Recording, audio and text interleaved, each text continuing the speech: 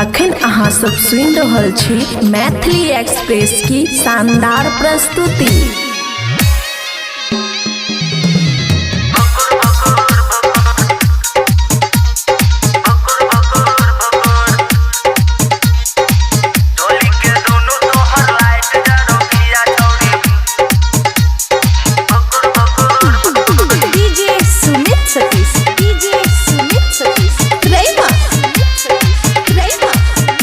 Recording studio बलुआहा।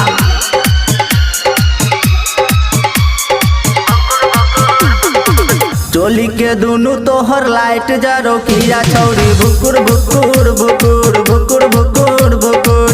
चोली के दुनु तोहर लाइट जरो किया छौरी भुकुर भुकुर भुकुर भुकुर भुकुर भुकुर।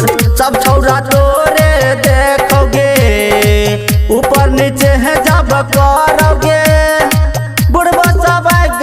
तोरे देखोगे छौरी टुकुर टुकुर टुकुर टुकुर टुकुर टुकुर।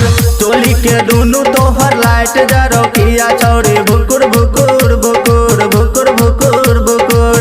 चोली के दुनु तोहर लाइट जरो किया छौरी भुकुर भुकुर भुकुर भुकुर भुकुर भुकुर।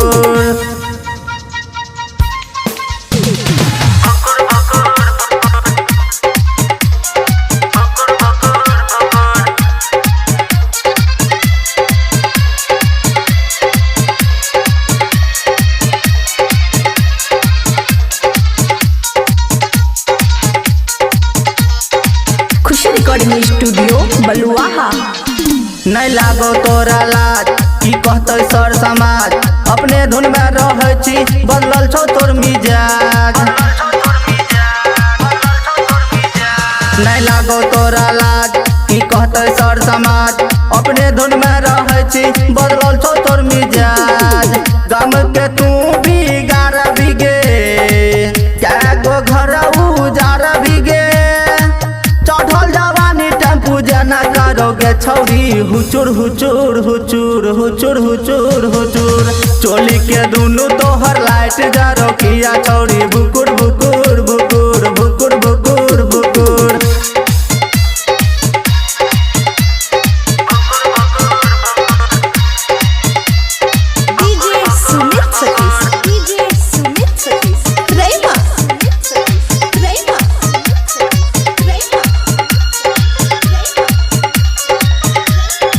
रिकॉर्डिंग स्टूडियो बलुआहा। गायक परवेश राणा दे गाबो तोरे गाना ए ना जे छौरी करबी बने तो के जानाना। गायक परवेश राणा दे गाबो तोरे गाना ए ना जे छौरी करबी बने तो के जानाना।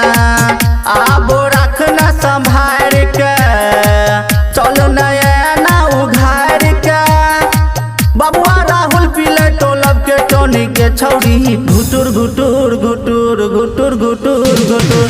चोली के दुनु तोहर लाइट जरो किया छौरी भुकुर भुकुर भुकुर भुकुर भुकुर भुकुर भुकुर भुकुर भुकुर भुकुर भुकुर भुकुर। खुशी रिकॉर्डिंग स्टूडियो बलुआहा।